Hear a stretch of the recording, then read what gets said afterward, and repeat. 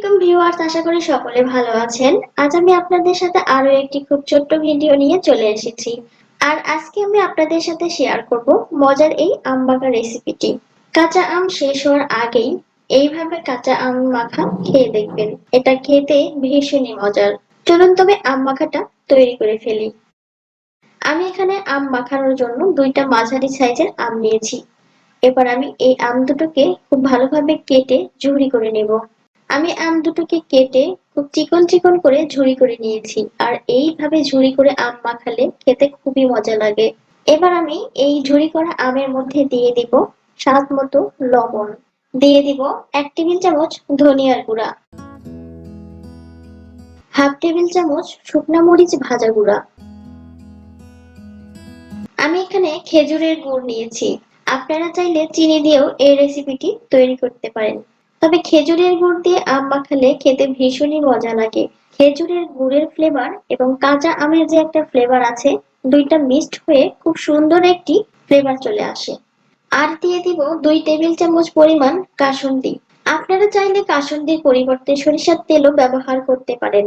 তবে কাঁচা আম মাখাতে কাসুন্দি ব্যবহার করলে খেতে ভীষণই মজা লাগে।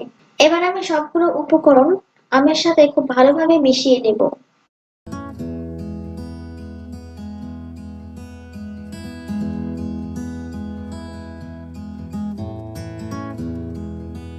মেশানো হয়ে গেছে, কাঁচা আম মাখা রেডি হয়ে গেছে। এবার আমি পরিবেশন করে দেখাচ্ছি।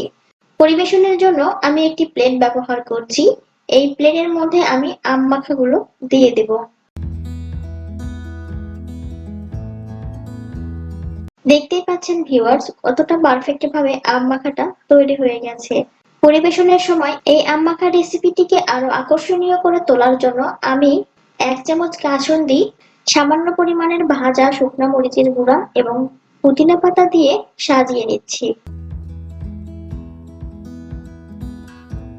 সাজিয়ে নিয়েছি। এই আম মাখা রেসিপি দেখে যে কারো জিভেতে জল চলে আসবে। তাই অবশ্যই কাঁচা আম শেষ হওয়ার আগেই আমার এই ভিডিও ফলো করে এইভাবে আম মাখিয়ে খাবেন। এটা খেতে অনেক মজার। আশা করি আজকের এই ছোট্ট ভিডিওটি আপনাদের খুবই ভালো লেগেছে। আমার এই ছোট্ট ভিডিওটি আপনাদের যদি ভালো লেগে থাকে তাহলে অবশ্যই কমেন্টস করে জানাবেন। আর এখনো যারা সাবস্ক্রাইব করেননি তারা অবশ্যই সাবস্ক্রাইব করে বেল আইকনটি প্রেস করে নেবেন। আজকের মতো এখানে বিদায় নিচ্ছি। আবারও ফিরে আসবো নতুন কোনো সহজ এবং মজার রেসিপি নিয়ে। সেই পর্যন্ত সবাই ভালো থাকুন, সুস্থ থাকুন। আল্লাহ হাফেজ।